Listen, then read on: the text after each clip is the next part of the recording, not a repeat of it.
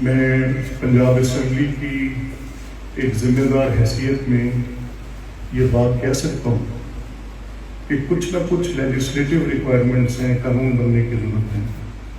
میں نے آپ کے بار کے جو لیڈرز ہیں جن میں جب سے میں دھڑے کا آدمی ہوں اور میں نے جب سے بار میں ووٹ ڈالے، میں نے کم و بیش کوئی 24 ووٹ ڈالے ہیں ہائی کورٹ بار کے یا ڈسٹرکٹ بار کے، اور میں نے آج تک ہر ووٹ وہیں کاسٹ کیا ہے جہاں پہ میرے گروپ نے مجھے انسٹرکٹ کیا ہے، میرا کبھی کوئی کینڈیڈیٹ نہیں ہوا۔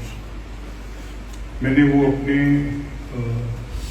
ایس این بون صاحب کے ساتھ میرا ایک رشتہ رہا ہے، انہی کے ساتھ میری اعظم صاحب کے ساتھ ایک وابستگی رہی ہے، اور میں نے انہی کے ساتھ ڈاکٹر خالد راجہ صاحب کی نسبت سے، وہ میرے استاد محترم تھے، تو میں انہی کے ساتھ چلتا رہا۔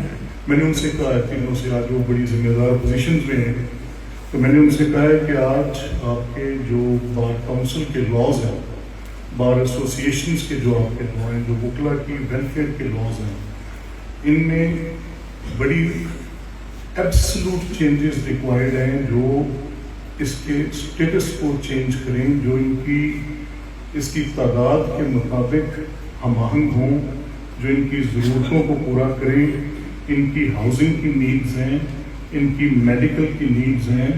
یہ آفیسرز آف دا کورٹ خالی زبانی کیوں کہے جاتے ہیں؟ وہ لیگل اسٹیٹس کے ساتھ آفیسرز آف دا کورٹ کے طور پہ بار ایسوسیشنز اینڈ کاؤنسلز رجسٹر ہونی چاہیے۔ ان کی وہ ساری کی ساری جو ریکوائرمنٹس ہیں ان کو لیگل کور فراہم ہونا چاہیے، اسٹیٹیوٹری سپورٹ ملنی چاہیے جس پر وہ متفق ہیں۔ تو آپ کی بار ایسوسیشنز کے اور آپ کی بار کاؤنسلز کے جو ویلفیئر آف دی لائر کے جو آپ کے چیزیں، اس پر آپ کی یہ موجودہ جو وکلا کی قیادت ہے وہ کام کر رہی ہے، اور مجھے امید ہے کہ انشاءاللہ اس کی جلد کوئی شکل آپ کے سامنے آ جائے گی۔ ابھی آپ نے بھٹی صاحب نے بڑی اچھی بات کی، عادی شریف صاحب نے، یہ ایکسیسو فی نہیں ہونی چاہیے، بالکل نہیں ہونی چاہیے۔ یہ اگر لیٹیگنٹ کے اوپر بوجھ ہے تو بڑا ظلم ہے۔ میرے علم میں یہ ہے کہ وہ ریورس کر دیا گیا تھا۔ یہ تجویز جب اسمبلی میں میرے سامنے آئی، تو میں بھی اس سے بہت ناراض ہوا۔ میں نے کہا کہ آپ نے کیا کر دی ہے؟ آپ نے مقدمہ دائر کرنے، جی بڑی فریولس لیٹیگیشن ہوتی، جی دیکھیے انبار لگے پڑے ہیں مقدموں کے، جی دیکھیے اس میں اتنی فائلیں جڑ جاتی ہیں، ایک عدالت کے اوپر اتنا برڈن ہے، لوگ مس یوز کرتے ہیں، میل پریکٹس ہوتی ہے، لوگ اپنے غلط مقدمات عدالتوں میں لے کے چلے جاتے ہیں۔ میں نے کہا مان حفیظ آپ کیا بات کر رہے ہیں؟ آپ اس کام کو روکنے کے لیے اس کو مہنگا کرنا چاہتے ہیں؟ Then you should have the means and the courts should have that knowledge not to register those cases۔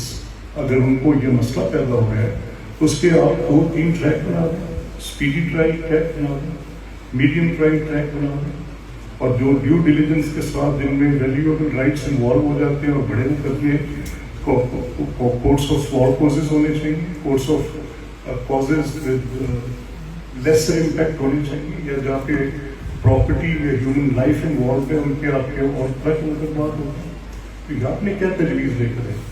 بعد ازاں مجھے اعظم صاحب نے بتایا کہ اس کا ریورسل ہو گیا ہے، لیکن مجھے لگ رہا ہے کہ ابھی بھی کوئی تشنیگی باقی ہے۔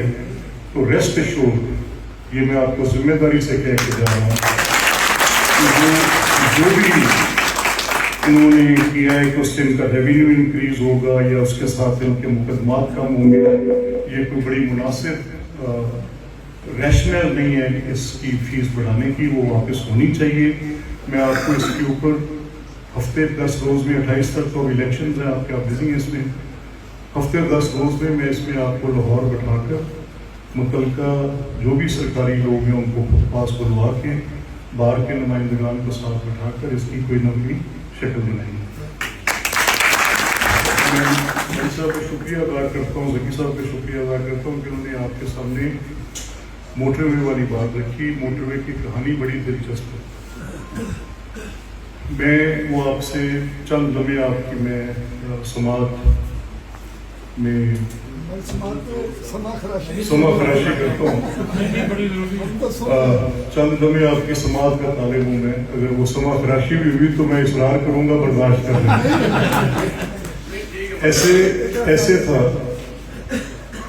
کہ یہ موٹر وے جب ہم نے کنسیو کی تو میں نے پرائم منسٹر صاحب سے کہا کہ جناب میری گزارش ہے کہ سڑکیں دریاؤں کے بیلٹس پر آباد ہوتی ہیں، لائف اینڈ واٹر، اس کا پانی کا پتہ نہیں ہے، یہ رخ کب بدلے مجھے بالکل نہیں پتا۔ آپ کو آپ کے جیولوجسٹ، انوائرمنٹلسٹ، آپ کے جو ویدر فورکاسٹ کرنے والے لوگ ہیں وہ آپ سے کیا کہہ رہے ہیں مجھے اس کا پتہ نہیں ہے بالکل، لیکن ان دریاؤں نے پچھلے 200 سال میں 20 بار رخ بدلے۔ یہ دریا کبھی راوی لاہور قلعے کے دیواروں کو چھو کے گزرتا تھا، اس نے اپنا رخ بدلا، تبدیل ہوا۔ یہ بیاس، پھر اس کے بعد یہ برہما پترا سے نیچے اترتے تک اپنی ٹرینز 4 دفعہ چینج کر چکے ہیں۔ آج میرا بیاس، اس کی گرد بہت بڑی پاپولیشن کی ایک کانسنٹریشن ہوتی جا رہی ہے۔ ستلج کسی ایک معاہدے کے تحت ڈوب گیا ہوا ہے، ختم ہو گیا ہوا ہے۔ کون کل کو فریق معاہدہ توڑے ہمیں نہیں پتا۔ Rivers will leave, we will not, اور سویلائزیشن دریاؤں پر ہوتی ہے۔ میرے اور آپ کے اوپر ایک ذمہ داری ہے، ہماری ذمہ داری یہ ہے کہ ہمیں ریور بیڈس کو پروٹیکٹ کرنا چاہیے، اور یہ جو موٹر وے آپ پرپوز کر رہے ہیں اس کی ری الائنمنٹ کریں، اور ری الائنمنٹ ایسے کریں کہ اس کو بیاس کے بیڈ پہ لے جائیں۔ تو پھر یہ ری الائن ہوئی، یہ جب ری الائن ہوئی مجھے اس میں بھی ایڈوانٹیج تھی، اگر ستلج کے بیڈ میں جاتی تو میرا ایریا تو کب بھی اس نے کور ہوتا۔ میرا مقصد یہ تھا کہ اگر وہ ہم لے کے چلے لاہور برکی سے نکالیں اور اس کو گنڈا سنگھ BRB کے اوپر سے گزار دیں، اور اس کو ہم منڈی عثمان والا، احمد آباد، بصیر پور، کمن پور کے ایریے سے نکال کر ہم لے جائیں ٹورڈز بہاول نگر، وہ ایک روٹ تھا جو سجیسٹڈ تھا۔